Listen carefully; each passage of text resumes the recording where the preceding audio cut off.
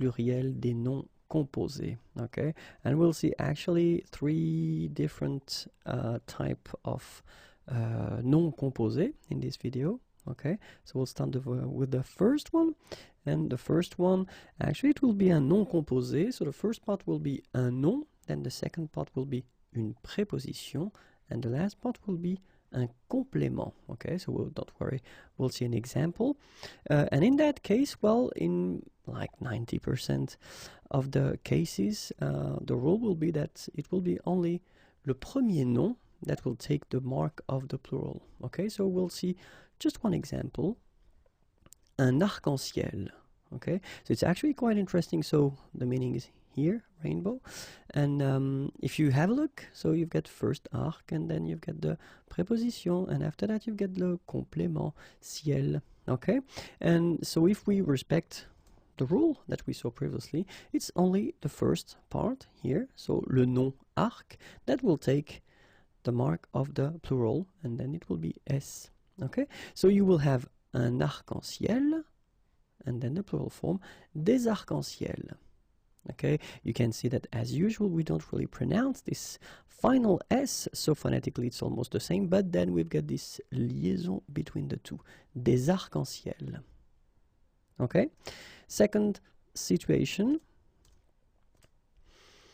un nom formé d'une préposition or un préfixe et d'un nom. Okay, and so in that case, le nom prend la marque du pluriel. Okay, so we'll see an example, and it's a good example and quite useful here. Une demi-heure. Okay, so demi is half, and then heure, hour. Okay, so in that case you get this demi first, and then you get this heure. Okay, and so if we respect the rule that we saw, it will be only le nom, like here, so heure, that will take here the plural.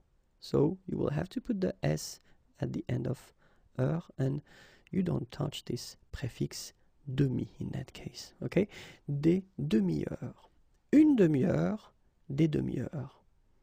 Okay, and last but not least, un nom formé d'une phrase, locution adverbiale, de verbe ou d'infinitif.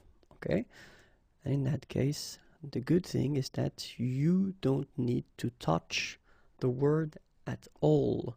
Okay, so it will stay the same whether it's at the singular form or at the plural. And then just wanted to give you this beautiful one. It's one of my favorite, un je ne sais quoi. Okay, well, it's quite used in English as well, but then I just wanted to give you maybe a more clear translation. Okay, so un je ne sais quoi, and then if we respect the rule, then des je ne sais quoi, so you don't touch at all the word, you just put it like that, no S. Okay, and then phonetically, of course, it's the same pronunciation. Okay, un je ne sais quoi, des je ne sais quoi.